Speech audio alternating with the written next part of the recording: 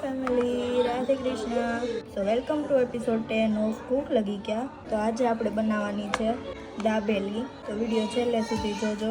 Like, share, comment અને subscribe કરતા જજો રેસીપી ગમી હોય તો ચાલો રેસીપી શરૂ કરીએ. તો જો સૌથી પહેલાં તો આપણે બટેકા બાફવા માટે મૂકી દેવાના છે. થોડું એવું મીઠું એડ કરવાનું છે. 1.5 ગ્લાસ જેટલું પાણી એડ કર્યું છે. હવે આપણે એને બાફી નાખવાના છે. તો જો દાબેલી બનાવવા માટે સૌથી પહેલાં તો આપણે આ પાવ લઈ લીધા છે દાબેલીના. તૂટી ફ્રૂટી છે, ઝીણી સેવ લીધી છે, ટોપરું છે, લીલા ધાણા લીધા છે, મસાલા સિંગ લીધી છે.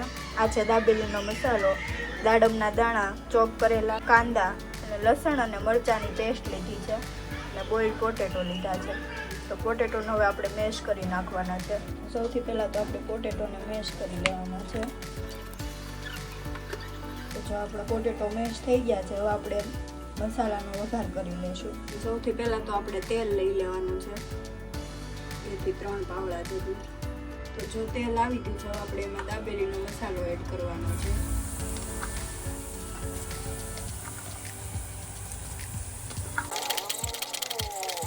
ત્યાર પછી આપણે બટેકા એડ કરી દેવાના છે.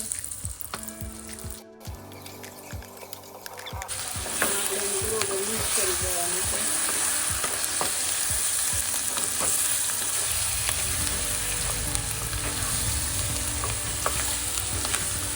ગેસની ફ્લેમ ઓફ કરી દેવાનું છે. આ બધું મિક્સ થઈ ગયું છે. હવે આપણે એમાં થોડું એવું મીઠું એડ કરવાનું છે અને થોડા એવા ધાણા એડ કરવાના છે. હવે આ બધા મસાલાને આપણે એક ડીશમાં કાઢી લેવાનો છે.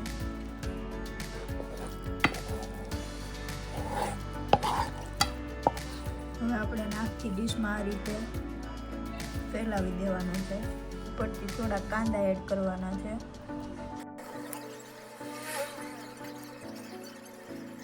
ત્યારબાદ આપણે દાડમના દાણા એડ કરવાના છે,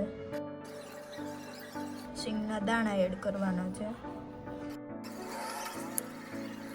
ત્યારબાદ ટોપરું એડ કરવાનું છે, લીલા ધાણા એડ કરવાના છે અને થોડી એવી તૂટી ફ્રૂટી એડ કરવાની છે. અને ઉપરથી આપણે થોડી એવી સેવ પણ એડ કરી દીધી છે. તો હવે આપણે આ પાવને છે ને એક્ઝેક્ટ વચ્ચેથી કટ મારવાની છે, કાપી લેવાના છે. આ રીતે કાપવાના છે. પછી આપણે એક સાઈડ એમાં લસણ અને મરચાંની જે ચટણી બનાવી હતી એ એડ કરવાની છે.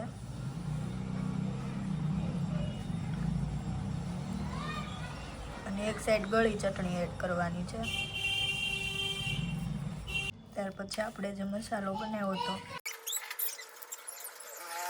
હવે આપણે ઉપરથી એમાં થોડા એવા કાંદા એડ કરવાના છે, દાડમના દાણા એડ કરવાના છે અને સિંગના દાણા એડ કરવાના છે.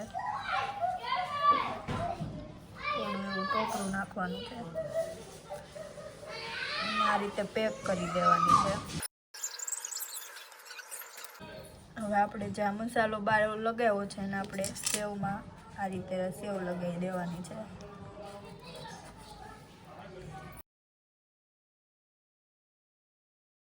સૌથી પહેલાં તો આપણે બટર એડ કરી દીધું છે પેનમાં.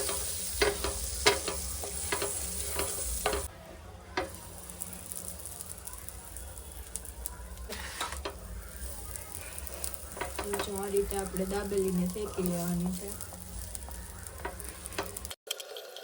બટરની જગ્યાએ તમે તેલ પણ યુઝ કરી શકો. જો આપણી દાબેલી શેકાઈ ગઈ છે, હવે આપણે એને પ્લેટમાં લઈ લેશું. તો જો આપણી દાબેલી રેડી થઈ ગઈ છે અને તમે આંબલીની ચટણી સાથે સર્વ કરી શકો.